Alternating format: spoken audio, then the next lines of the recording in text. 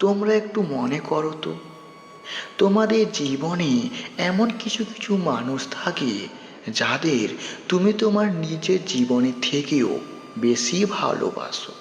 সে কি খাবে, কোথায় থাকবে, সেটাও তুমি ঠিক করে দাও। ধরো, এমন একটা সময় আসবে যখন তোমাকে তার প্রয়োজন, সে তার মুখটা ফিরিয়া পাশ দিয়া চলিয়া যায়। যখন তোমার বিপদের সময় অন্য কেউ পাশে আসিয়া দাঁড়ায়, কিন্তু সে দাঁড়ায় না। হয়তো এরকমও আপনাদের জীবনে কেউ কেউ আছে। চলো, এই গল্পটা শুনতে শুনতে তাদের কথা আমি তোমাদের মনে করিয়া দিই। শুরু হচ্ছে আজকের নিবেদন, শরৎচন্দ্র চট্টোপাধ্যায়ের কলমে পরেশ। দেরি না করে শুরু করা যাক আজকের গল্প। মজুমদার বংশ বড় বংশ। গ্রামের মধ্যে তাহাদের ভারী সম্মান। বড় ভাই গুরুচরণ এই বাড়ির কর্তা। শুধু বাড়ির কেন, সমস্ত গ্রামের কর্তা বলিলেও অত্যুক্তি হয় না। বড়লোক আরও ছিল, কিন্তু এতখানি শ্রদ্ধা ও ভক্তির পাত্র শ্রীকুঞ্জপরে আর কেউ ছিল না। জীবনে বড় চাকরি কখনো তিনি করেন নাই। গ্রাম ছাড়িয়া অন্যত্র যাইতে সম্মত হইলে হয়তো তাহা দুষ্প্রাপ্য হইত না। কিন্তু প্রথম যৌবনে সেই যে একদিন অনদূরবর্তী জেলা স্কুলের মাস্টারিতে ঢুকিয়াছিল, কোনো লোভেই আর এই শিক্ষালয়ের মায়া কাটিয়া অন্যত্র যাইতে সম্মত তিনি হন নাই।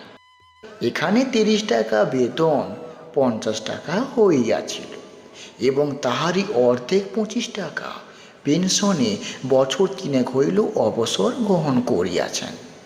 পৃথিবীতে আজও হয়তো টাকাটাই একমাত্র বড় পদার্থ নয়।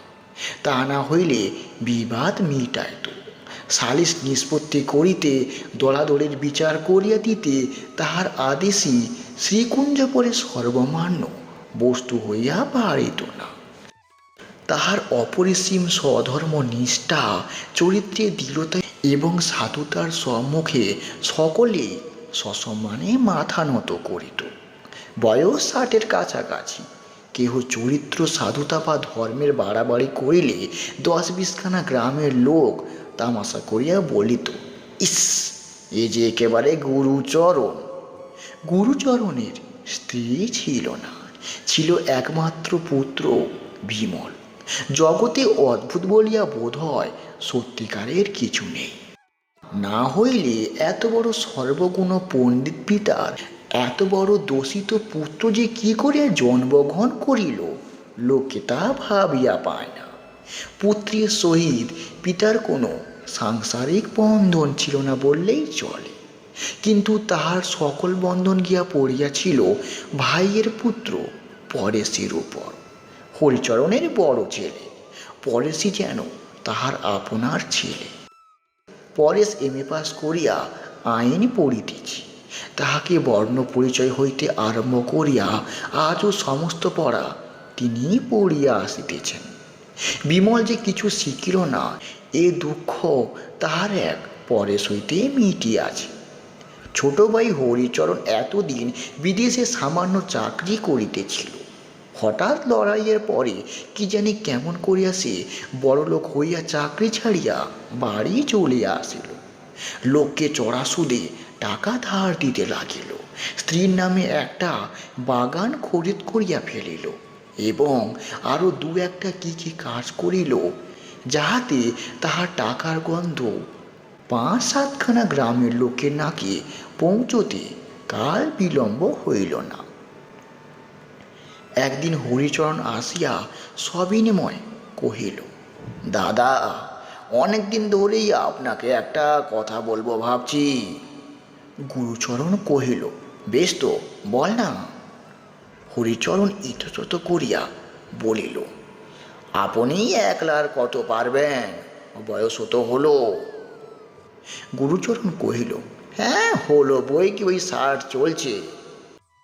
তাই বলছিলাম, আমি তো এখনই বাড়িতে রইলাম, বিষয় আসগুলো সব এলোমেলো হইয়া গিয়াছে, একটু চিহ্নিত করে যদি আমরা। গুরুচরণ কিছুক্ষণ ছোট ভাইয়ের মুখের প্রতি চাইয়া থাকিয়া কহিল, বিষয়াশয় আমাদের সামান্যই, আর তা তো এলোমেলো হয় নাই। কিন্তু তুমি কি পৃথক হবার প্রস্তাব করছো? হরিচরণ লজ্জায় জিভ কাটিয়া কইল, আগে না না, যেমন আছে যেমন চলছে তেমনই সব থাকবে। শুধু যা যা আমাদের আছে একটু অমনি চিহ্ন নেওয়া আর কি। আর রান্না বান্না বড় ঝঞ্ঝাটের ব্যাপার, সমস্ত একই থাকবে, তবে ডালটা ভাতটা আলাদা করে নিলে, বুঝলেন না? গুরুচরণ বলিল, বুঝেছি বই কি, বেশ, কাল থেকে তাই হবে। গুরুচরণ জিজ্ঞাসা করিল, দাদা তার চিহ্নটা কিভাবে দেবেন, কিছু স্থির করেছেন কি? গুরুচরণ কহিলেন, স্থির করা তো এতদিন আবশ্যক হয়নি, তবে আজ যদি হইয়া থাকে, আমরা 3 ভাই 3 অংশ সমান ভাগে ভাগ করে নিলেই হবে। হরিচরণ আশ্চর্য হইয়া বলিল, 3 অংশ কীরকম? মেজবউ বিধবা, ছেলে পুলে নেই, তার আবার অংশ কি? ভাগ কিন্তু 2 ভাগে হবে। গুরুচরণ মাথা নাড়িয়া বলিলেন, না না, 3 ভাগ হবে। মেজবউ আমার শ্যামাচরণের বিধবা, যতদিন বেঁচে আছেন অংশ পাবেন বই কি। হরিচরণ রুষ্ট হইল, কহিল, আইনে পেতে পারে না, শুধু খেতে পড়তেই পারে। গুরুচরণ কহিল, সে তো পারেই, কেননা বাড়ির বউ। হরিচরণ কহিল, ধরুন কাল যদি বিক্রি করিতে কিংবা বাধা দিতে চায়? গুরুচরণ বলিলেন, আইনে যদি সে অধিকার দেয় তা তিনি করবেন। হরিচরণ মুখ কালো করিয়া বলিল, করবেন বই কি। পরদিন হরিচরণ দড়ি লইয়া ফিতা লইয়া বাড়িময় মাপজোক করিয়া বেড়াইতে লাগিল। গুরুচরণ জিজ্ঞাসা করিলেন না, বাধাও দিলেন না। দিন 2-3 পরে ইট কাঠ বালি চুন আসিয়া পড়িল। বাড়ির পুরনো ঝি আসিয়া খবর দিল, কাল থেকে রাজমিস্ত্রি লাগবে, ছোটবাবুর পাঁচিল পড়বে। গুরুচরণ সাহসে কহিলেন, সে তো দেখতেই পাচ্ছি গো, বলতে হবে কেন? দিন 5-6 পরে একদিন সন্ধ্যার পরে দ্বারের বাহিরে পদশব্দ শুনিয়া গুরুচরণ মুখ বাড়িয়া দেখিয়া জিজ্ঞেস করিলেন, পঞ্চুর মা কে গা? পঞ্চুর মা বহুদিনের দাসী, সে ইঙ্গিতে দেখাইয়া বলিল, মেজ বউ দাঁড়িয়ে আছেন, ও বড়বাবু। বড় বউয়ের মৃত্যুর পর হইতে বিধবা ভাতৃবই এই সংসারের গৃহিণী। তিনি অন্তরাল হইতে ভাসুরের সহিত কথা কইতেন, মৃদুকণ্ঠে কহিলেন, শ্বশুরের ভিটেতে কি আমার কোনো দাবি নেই যে ছোট বউরা আমাকে আরও গালমন্দ করিতেছে? গুরুচরণ কহিল, আছে বৌমা আছে, যেমন তাদের আছে ঠিক তোমারই তেমন আছে। পঞ্চুর মা কহিলেন, কিন্তু এমন ধারা করলে তো বাড়িতে আর টিকতে পারা যায় না। গুরুচরণ সমস্ত শুনিতেছিল, ক্ষণকাল চুপ করিয়া থাকিয়া বলিলেন, পরেশকে আসতেই চিঠি লিখে দিয়েছি পঞ্চুর মা, একবার সে এসে পড়লেই সমস্ত ঠিক হইয়া যাবে। এই কটা দিন তোমরা একটু সহ্য করেই থাকো। মেজবউ ইতস্তত করিয়া কহিল, কিন্তু পরেশ কি? গুরুচরণ বাধা দিয়া কহিলেন, কিন্তু নয় মেজ বৌমা, আমার পরেশের সম্বন্ধে কিন্তু চলে না। হরি তার বাপ বটে, কিন্তু সে আমারই ছেলে। সমস্ত পৃথিবী যদি এদিক থেকে ওদিকে হইয়া যায়, তবু সে আমারই। তার জ্যাঠামশাই যে কখনো অন্যায় করে না, এ যদি সে না বোঝে, তো বিঠাই আমার এতদিন পরের ছেলেকে বুক দিয়ে মানুষ করা। দাসী কহিল, সে আর বলতে, সে বছর মায়ের অনুগ্রহ হলে আমি ছাড়া আর জমের মুখ থেকে তাকে কেই বা কেড়ে আনতে পারত বড়বাবু? তখন কোথায় বা ছোটবাবু আর কোথায় বা তার সৎমা? ভয় একবার দেখতে পর্যন্ত এলো না। তখন একলা জ্যাঠামশাই। মেজবউ বলিলেন, পরে সে নিজের মা বেঁচে থাকলে হয়তো এতখানিও করিতে পারিত না। গুরুচরণ কুণ্ঠিত হইয়া উঠিলেন, কহিলেন, থাক মা, ও সকল আলোচনায় থাক। তাহারা প্রস্থান করিলে বৃদ্ধের চোখের সম্মুখে যেন বিমল এবং পরেশ আসিয়া পাশাপাশি দাঁড়াইল। জানলার বাহিরে অন্ধকার আকাশের প্রতি চাহিয়া অকস্মাৎ মুখ দিয়া দীর্ঘ নিঃশ্বাস পড়িল। তাহার পরে মোটা বাঁশের লাঠিটি হাতে তুলিয়া লইয়া সরকারদের বৈঠকখানায় পাশা খেলিতে চলিয়া গেলেন। পরদিন দুপুরবেলা গুরুচরণ ভাত খাইতে বসিয়াছিলেন। বাটিটির উত্তর দিকের বারান্দায় কতটা অংশ ঘিরিয়া লইয়া হরিচরণের রান্নার কাজ চলিতেছিল। তথা হইতে তীক্ষ্ণ নারী কণ্ঠে কি কটু কথায় যে বাহির হইয়া আসিয়াছিল তাহার কোনো সীমা নেই। তাহার আহারের যথেষ্ট বিঘ্ন ঘটিতেছিল, কিন্তু সহসা পুরুষের মোটা গলা আসিয়া যখন তাহাতে মিশিল তখন ক্ষণকালের জন্য তিনি কান খাড়া করিয়া শুনিয়া হঠাৎ উঠিয়া দাঁড়াইলেন। মেজবধূ ঠাকুরিনী অন্তরাল হইতে হাই হাই করিয়া উঠিলেন এবং পঞ্চুর মা ক্রোধে ক্রোভে চিৎকার করিয়া এই দুর্ঘটনা প্রকাশ করিয়া দিল। প্রাঙ্গণে দাঁড়িয়া গুরুচরণ ডাকিয়া কহিলেন, হরিচরণ, মেয়েদের কথায় আমি কান দিতে চাইনি, কিন্তু তুমি পুরুষ মানুষ হয়ে যদি বিধবা বড় ভাজকে এমন করে অপমান করো তার তো তাহলে এ বাড়িতে থাকাই চলে না। এ কথার কেউ কোনো জবাব দিল না, কিন্তু বাহিরে যাইবার পথে ছোট বধূমাতার পরিচিত তীক্ষ্ণ কণ্ঠ তাহার কানে এলো। সে তামাশা করিয়া কহিতেছে, অমন করে অপমান করো না বলছি। মেজবউ ঠাকুরন তাহলে বাড়িতেই থাকবে না, তখন কি হবে? হরিচরণ প্রত্যুত্তরে কহিতেছে, পৃথিবী রসাতলে যাবে, আর কি হবে? কে বা থাকবার জন্য মাথার দিয়ে বেরিচ্ছে, গেলেই তো বাঁচা যায় গো, বাঁচা যায়। গুরুচরণ থমকিয়া দাঁড়াইয়া পড়িল। বক্তব্য শেষ হইলে নীরবে নিষ্ক্রান্ত হইয়া তিনি চলিয়া গেলেন। হেডমাস্টার মশাইয়ের কন্যার বিবাহ উপলক্ষে গুরুচরণ কৃষ্ণনগরের উদ্দেশ্যে যাত্রা করিয়া বাহির হইয়াছিলেন। হঠাৎ শুনিতে পাইলেন দুদিন হইল পরেশ বাড়িয়া আসিয়াছে, কিন্তু আসিয়াই সে জ্বরে পড়িয়াছে। ব্যস্ত হইয়া ঘরের মধ্যে প্রবেশ করিতেছিলেন, সম্মুখে ছোট ভাইকে দেখিতে পাইয়া জিজ্ঞাসা করিল, হরি, শুনলাম পরেশের নাকি জ্বর? হরিচরণ বলিয়া বাহির হইয়া গেল। ছোট বধূমাতার বাপের বাড়ির দাসী পথ আটকাইয়া বলিল, আপনি ঘরের ভিতর যাবেন না? যাব না কেন? ঘরে মা বসে আছেন, তাকে একটুখানি সরে যেতে বল না জি। দাসী কইল, সরে আবার কোথায় যাবেন? ছেলের মাথায় হাত বুলিয়ে দিচ্ছেন। এই বলিয়া সে নিজের কাজে চলিয়া গেল। গুরুচরণ আচ্ছন্নের মতো ক্ষণকাল দাঁড়িয়া থাকিয়া ডাকিয়া বলিলেন, পরেশ, কেমন আছো বাবা? ভিতর হইতে এই ব্যাকুল্য প্রশ্নের কোনো সাড়া আসিল না, কিন্তু ঝি কোথা হইতে জবাব দিয়া কহিল, দাদাবাবুর জ্বর হয়েছ, শুনতে পেলেন তো নাকি?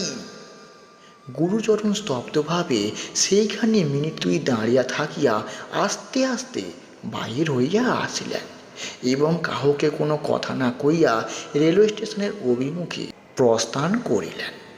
সেখানে বিবাহ বাড়িতে আর কেহ তেমন লক্ষ্য করিল না, কিন্তু কাজকর্ম চুকিয়া গেলে তাহার বহুদিনের বন্ধু হেডমাস্টার মশাই আড়ালে ডাকিয়া জিজ্ঞাসা করিলেন, ব্যাপারটা কি ঘটছে গুরুচরণ? হরিচরণ নাকি ভারী তোমার পেছনে লেগেছে? গুরুচরণ অন্যমনস্কের মতো কহিলেন, হরিচরণ না তো।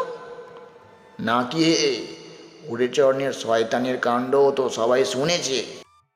গুরুচরণের হঠাৎ যেন সমস্ত কথা মনে পড়িয়া গেল। কহিলেন, হ্যাঁ হ্যাঁ, ওই বিষয় সম্পত্তি নিয়ে হরিচরণ একটু গণ্ডগোল করছে বটে। তাহার কথার ধরনে হেডমাস্টার ক্ষুণ্ণ হইলেন। ছেলেবেলার অকপট বন্ধু, তথাপি গুরুচরণ ভিতরের কথা উদ্দাসের আবরণে গোপন করিতে চায়, ইহাই মনে করিয়া তিনি আর কোনো প্রশ্ন করিলেন না। গুরুচরণ কৃষ্ণনগর হইতে বাড়ি ফিরিয়া দেখিলেন তাহার এই কয়েকদিনের অনুপস্থিতির কারণে উঠানে নানা স্থানে গর্ত করিয়া হরিচরণ এমন কাণ্ড করিয়া রাখিয়াছে যে পা ফেলাও যায় না। বুঝিলেন যে তাহার মার্জি এবং সুবিধা মতো ভদ্রাসন ভাগ করিয়া পাচির পড়িবে। তাহার টাকা আছে, অতএব আর কারোর মতামতের তার প্রয়োজন নেই। নিজের ঘরে গিয়া কাপড় ছাড়িতেছিলেন। মেজ বৌমাকে সঙ্গে করিয়া পঞ্চুর মা আসিয়া দাঁড়াইল। গুরুচরণ সংবাদ জিজ্ঞাসা করিতে যাইতেছিলেন। অকস্মাৎ অস্ফুট আর্তকণ্ঠে কাঁদিয়া মেজ বৌমা কক্ষতলে লুটিয়া পড়িল।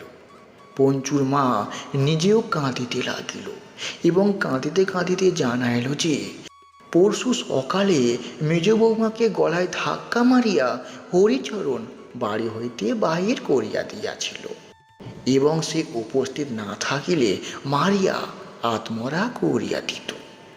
ঘটনা সম্পূর্ণ উপলব্ধি করিতে গুরুচরণের অনেকখানি সময় লাগিয়া গেল। তারপরেও তিনি মাটির মূর্তির মতো নির্বাক ও নিস্পন্দ থাকিয়া হঠাৎ প্রশ্ন করলেন, হরিচরণ সত্যি সত্যি তোমার গায়ে হাত দিল বৌমা? পারলে? খানিক পরে জিজ্ঞাসা করিল, পরেশ বোধহয় শয্যাগত? পঞ্চুর মা কহিল, তার তো কিছুই হয়নি বড়বাবু, এই তো আজ সকালে গাড়িতে কলকাতায় চলিয়া গেল। হয়নি? তার বাপের কীর্তি সেসব জেনে গেছে? পঞ্চুর মা কহিল, সমস্তই জেনে গেছে। গুরুচরণের পায়ের তলার মাটি পর্যন্ত যেন দুলিতে লাগিল। কহিলেন, বৌমা। এই ছিল আজকের দিনের গল্পের প্রথম পাঠ। এবং শেষ পর্যন্ত কি হলো, পরেশের বা কি হলো, গুরুচরণের সঙ্গে পরেশের সম্পর্কের এমন কেন হলো, সব কিছু জানতে কাল রাত ঠিক 9টার সময় আসতে চলেছে গল্পের দ্বিতীয় পাঠ। শুনতে ভুলো না যেন। গল্পগুলি ভালো লাগলে ছোট্ট একটা লাইক, কমেন্ট এবং শেয়ার করতে ভুলো না। আমরা আসি প্রতিদিন রাত ঠিক 9টার সময়। ভালো থেকো, সুস্থ থেকো। আজ তাহলে এই পর্যন্ত। দেখা হচ্ছে আবার কাল রাত ঠিক 9টার সময়। আসতে ভুলো না যেন। রেণু রে